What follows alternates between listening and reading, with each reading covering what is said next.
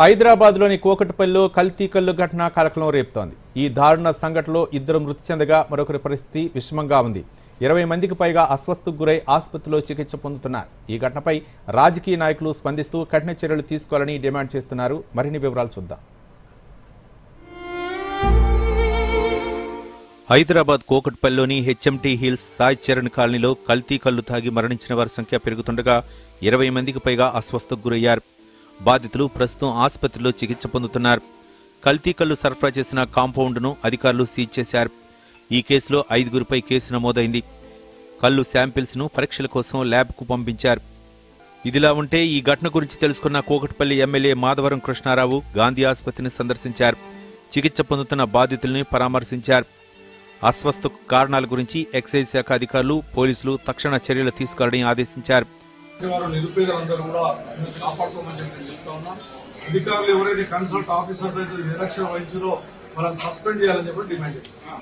Serilingampally MLA Arikapudi Gandhi కూడా బాధితుల్ని పరామర్శించి కల్తీ కల్లు విక్రయిస్తున్న వారిపై కఠిన చర్యలు తీసుకుంటామని హామీ ఇచ్చారు.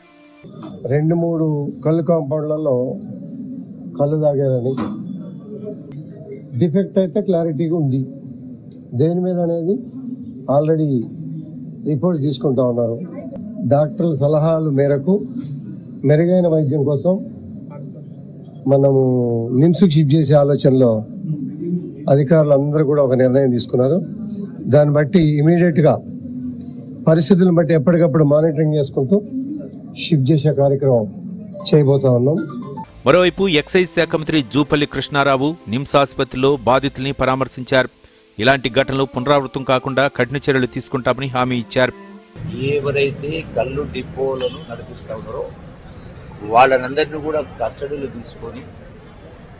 తీసుకొని నిర్బంధంలో ఉండడం జరిగింది. విచారణ జరుగుతూ ఉంది. రెండవది అక్కడ మిగిలినటువంటి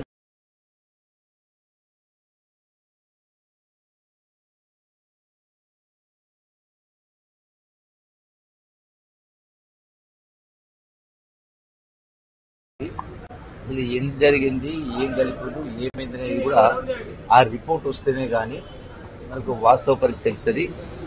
ఈ ఘటనపై బీజేపీ ఎంపీ ఈట్ల రాజేందర్ తీవ్ర ఆందోళన వ్యక్తం చేశారు. మృతుల కుటుంబాలకు ₹1 కోటి పరిహారం ఇవ్వాలని రాష్ట్ర ప్రభుత్వాన్ని డిమాండ్ చేశారు.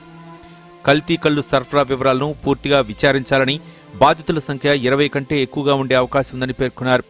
ప్రభుత్వం నిజాలను దాచే ప్రయత్నం చేస్తోందని ఈటెల ఆరోపించారు. కల్తీ కల్లు తాగి పెద్ద సంఖ్యలో ఇవాళ ఎఫెక్ట్ అయింది. ఇంకా క్రిటికల్గా ఉంది కాబట్టి ప్రభుత్వం దీని మీద సమగ్రమైన విచారణ జరిపించాలి. ఈ కల్తీ కల్లు తాగే వాళ్ళంతా కూడా పేదవాళ్లే కాబట్టి, గరీబోళ్ళు కాబట్టి, వాళ్ళ ప్రాణాలకు ముప్పొచ్చే ఆస్కారం ఉంది కాబట్టి నియంత్రణ పెట్టాలని చెప్పి డిమాండ్ చేస్తా ఉన్నాం. అదేవిధంగా ఈ కల్తీ కల్లు తాగి చనిపోయినటువంటి కుటుంబాలకు ₹1 కోటి చొప్పున ఎక్స్‌గ్రేషియా చెల్లించాలని చెప్పి నేను డిమాండ్ చేస్తా ఉన్నాం. Bureau report, Doordarshan news.